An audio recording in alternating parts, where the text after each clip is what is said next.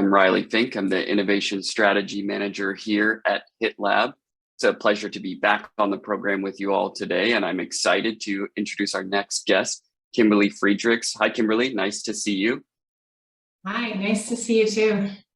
Thanks for joining us here today, and please take a few minutes to just introduce yourself to the audience and tell us a little bit about the work you're doing with Roche. Sure, happy to. Thanks for having me here today. I'm Kimberly Friedrichs. I work in the Global Digital Excellence team, specifically in the Channel Experience group. And my main focus is on defining our customer engagement strategy with healthcare professionals in the digital space, specifically also in the web, and co-creating new solutions with healthcare professionals and owning some of our enterprise solutions.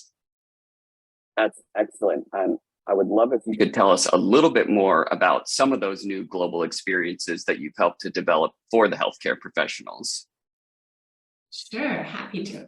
So at Roche, we really truly embrace listening and co-creating new solutions together with our customers. So we recently created a new global web experience. And before we started doing that, first of all, we looked into all of the market research that we had at our fingertips. And we knew from market research that healthcare professionals prefer a variety of content on websites, and that although independent medical education sources are extremely important and preferred, that they also consider pharmaceutical company educational websites as an important source of scientific information. And so we also learned, well, we all know that healthcare professionals are extremely busy, but we learned just how busy they are. For example, a majority of oncologists access product information, scientific research, medical news, and even medical education during or between patient consultations. So that really shows like the types of format that we need to make available so that they can take quickly informed treatment decisions. We also know that science is increasing in speed. Content is outdated really quickly, and it's becoming more and more difficult for healthcare professionals to stay up to date with the latest research. And we know that they are really overwhelmed with the amount of information and touch points available to them. And then we started to look into our scientific information offerings on the web with this research in mind, and we decided we can do better. And so the idea of creating a one-stop shop for scientific information exchange was born. And then we started creating that global one-stop shop that contains all of our scientific data and information services for healthcare professionals in one place to really make it much easier for them to find credible scientific information from Roche when looking for it. And we co-created from the beginning. So we had a lot of conversations with healthcare professionals about how they want this experience to look like. And we learned that they want it to be as simple as the experiences that they have in their private lives. The experiences they have with social media, with Amazon, with Netflix, all those examples kept coming up. And so we created this new experience together with healthcare professionals and asked them, first of all, what would they look for? Which content did they most value on a pharma scientific website? And we started to combine all the content that healthcare professionals said they wanted from us in one space. And then we paired it with an exceptionally user-friendly experience. We really looked into also what are other industries doing to provide a wealth of information and content in a personalized way, in a user-friendly way. And so the new experience that we designed actually has a search-first approach, so that you can quickly type in and find what you're looking for. And it also has a social media feed that allows to browse what's the latest, what's new from Roche in a specific disease, for example. It features those content types that healthcare professionals they said they wanted most, including clinical trial information, publications, for example. That's amazing.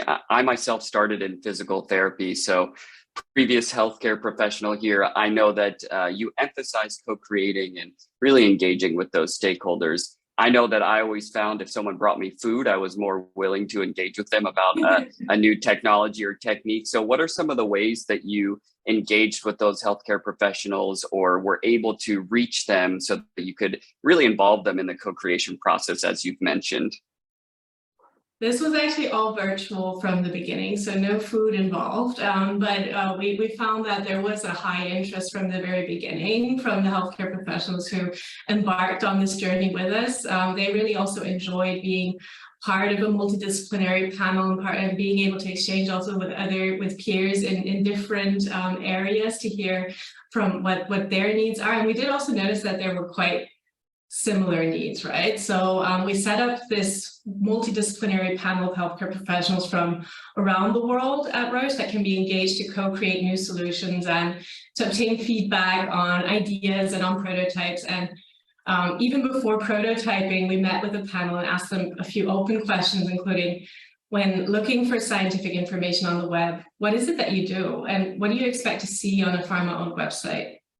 And they were really, really collaborative, really excited also to be able to input into that new experience. And when we shared a really early prototype, so we really did this co-creation process. We shared a really early prototype with them in individual interviews then and testing sessions, and listened closely to their feedback. And we heard a lot of feedback, and then we made a bunch of changes. For example, we had initially quite an amount of navigation items. Of course, internally, a lot of things come up. Oh, we want this and this and this and this to be included. And we have our assumptions. But then after speaking with healthcare professionals, we reduced these down to only 3, because the feedback we received that was in some cases the naming conventions didn't make sense for them, or multiple categories from the early prototype didn't really resonate that much. So we really reduced it down to those navigation items that were matching their most wanted content types from us, and everything else is just searchable via that search field. So making it a really easy experience and an easy navigation that is much clearer for them to navigate. Yeah, that's amazing. And then you describe a multidisciplinary team. So what are some of the various fields with which those healthcare professionals, or what type of healthcare professionals were involved on that multidisciplinary team? Yeah, we had a variety. So mainly digital savvy colleagues from areas, really multidisciplinary areas. So oncology, ophthalmology, neurology, we representatives from all those areas, specifically also where we have content to share. Excellent. And so you talked about some of the ways in which you gained feedback from those professionals in terms of searchability, ease of use, kind of giving them a frame of reference with, Amazon Marketplace, or, some of those other technologies that they're more familiar with. Is there any other one insight that maybe you were surprised to learn that was so important to these professionals that you didn't think was going to be something that was that important going into it? I think one of the things that we learned was really that we sometimes had the assumption that the needs for finding, searching scientific information might differ across disciplines, right? But we did identify that there were actually 3 distinct mindsets of all healthcare professionals across all the disciplines from all over the world when searching for scientific information. And that was a great learning, because that helped us build the site in a way that makes sense there. So those were 3 key mindsets that we identified. So the first one was I just want to stay up to date in the field of my specialty, and therefore I just want to browse what's new. So just staying up, educated and updated. The second one was I have a patient coming in a few minutes, or even sitting here in front of me, and I need to find a quick answer to a very specific question that will help inform my treatment decision. And the third one is I want to engage with peers and learn from peers and build my reputation. So those 3 came in from across all disciplines. And that was a bit of maybe a surprise, but maybe a confirmation for some that these needs don't differ very much across disciplines, but they're very similar. I hope that helps answer the question. Yeah, no, that's amazing. That's sometimes you go into it expecting one thing and something new rises to the surface. So very interesting to hear about.